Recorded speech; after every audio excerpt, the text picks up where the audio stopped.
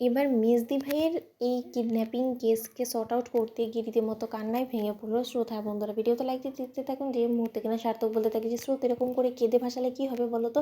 অন্যদিকে স্রোত বলতে থাকে যে সার্থক, আমার তো সবথেকে বেশি ভয় করছে রায় দিদি ভাইয়ের জন্য, কারণ মেজদি ভাই যা কিছু হোক তা নিয়ে আমি বিন্দুমাত্র টেনশন করি না, কারণ ও নিজেকে নির্ঘাত রক্ষা করতে পারবে। কিন্তু একবার যদি রায় দিদি ভাইয়ের কানে এই অসুস্থ শরীর নিয়ে এই কথাটা যায়, তাহলে তুমি ভাবতে পারছো যে রায় দিদি ভাইয়ের বেবির কতটা ক্ষতি হবে। রায় দিদি ভাই তো বেঁচে থাকতেও মৃত মানুষ হয়ে যাবে। তখন তুমি বলো না আমি কী করবো বলো তো। রায় দিদি ভাই নিশ্চয়ই এখন আমার মেসেজের অপেক্ষা করছে। ঠিক সেই মুহূর্তেই সার্থক বলতে থাকে যে আচ্ছা স্রোত বলো তো, কেন গুনে গুনে সবসময় তোমাদের উপরে এই বিপদগুলো চলে আসে। আমি তো একটাই কথাই বুঝতে পারি না যে একটা বিপদ থেকে তোমরা উঠতে দেরি নিয়ে আরেকটা বিপদ কেন তোমাদের দিকে চলে আসে। অন্যদিকে স্রোত বলতে থাকে যে আমি জানি না, এই সব কিছু সম্পর্কে আমি বিন্দুমাত্র কোনো কিছু জানতেও চাই না সার্থক, কিন্তু এখন আমি কী করবো তুমি যদি আমাকে সেটা বলে। তো ঠিক সেই মুহূর্তেই সার্থক বলতে থাকে যে দেখো স্রোত, যে কথাটা তুমি রায় দিদি ভাইকে বলে এসেছো সেই কথাটাই তুমি আবারও কোনোভাবে ঘুরিয়ে পেঁচে টেক্সটের মাধ্যমে রায় দিদি ভাইয়ের কাছে ম্যাসেজ করে পাঠিয়ে দাও, কারণ এখন তোমার যে মনের অবস্থা, তোমার গলার আওয়াজ যদি একবার রায় দিদি ভাই শুনতে পায়, তাহলে নির্ঘাত বুঝে যাবে যে তুমি যে কথাগুলো বলছো সেটা সম্পূর্ণরূপে মিথ্যে কথা। অন্যদিকে স্রোত বলতে থাকে যে একদম তুমি ঠিক কথা বলেছো, এটাই বরঞ্চ আমি করি। অন্যদিকে স্রোত যখন টেক্সটের মাধ্যমে রায়কে সম্পূর্ণ কথাটা জানিয়ে দেয়,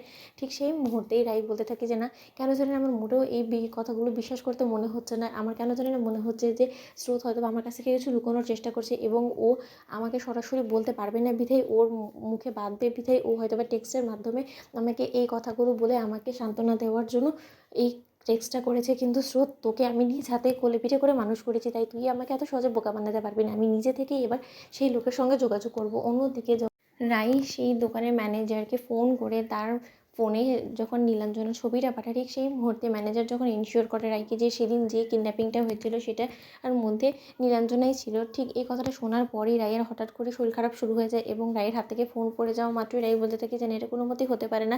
বেচারি নীলু আমাদের উপরে অভিমান করে নিজেকে এত বড় একটা বিপদের মুখে ঠেলে দিয়েছে, এবং ওর বাড়ির লোকের এখনও পর্যন্ত বিন্দুমাত্র এই গোটা বিষয়টা সম্পর্কে অবগত নয়। এটা কী করে হতে পারে? ঈশ্বর, তুমি আমার বোনটাকে এত শাস্তি কেন দিচ্ছ বলো ঈশ্বর, তুমি আমাকে একটা খোঁজ বার করে দাও ঈশ্বর। অন্যদিকে স্রোত বলতে থাকে যে আমি নির্ঘাত খুব ভালো করে বুঝতে পারছি যে রায় দিদিভাইকে আমি যে টেক্সটটা করেছি সার্থক, সেটার উপরে রায় দিদিভাই কোনো মতে বিশ্বাস করবে না, কারণ রায় দিদিভাইয়ের কাছে আমি ছোটোবেলা থেকে মানুষ হয়েছি। তাই রায় দিদিভাই খুব ভালো করে জানে যে আমি কখন রায় দিদিভাইকে অ্যাভয়েড করতে চাই এবং কেন আমি টেক্সটটা করেছি। রায় দিদিভাই নির্ঘাত এটা নিয়ে বেশি ঘাটাঘাটি করবে, এবং ঘাটাঘাটি করা মাত্র ও যদি একবার সেই ম্যানেজারের কাছে ফোন করে জিজ্ঞেস করে ফেলে তখন কী হবে সার্থক, তুমি একবার ভেবে থেকেছো? আমাদের পর্দা ফাঁস হবে, কিন্তু সাথে করে রায় দিদিভাই নিজেরও ক্ষতি করে ফেলবে। অন্যদিকে কথা বলা মতো সার্থক বলতে থাকে যাচ্ছে স্রোত, আমার থেকে একটা কথা বলো তো, তুমি আমাদের কাছে উপায় বা কী অবশিষ্ট ছিল? এখন যদি আমরা রায় দিদিভাইকে গোটা বিষয়টা খুলে বলি তাহলে তো বিপদ, তাই না? তাহলে এখন এর থেকে ভালো রায় দিদিভাইয়ের কাছ থেকে গোটা যে কয়টা দিন আমরা এই বিষয়টা ধামাচাপা দিতে পারি, আমার মনে হয় সেটাই রায় দিদিভাইয়ের জন্য সেফ হবে। তো বন্ধুরা, ভিডিওটি ভালো লাগলে লাইক, শেয়ার করে সাবস্ক্রাইব করতে ভুলো না।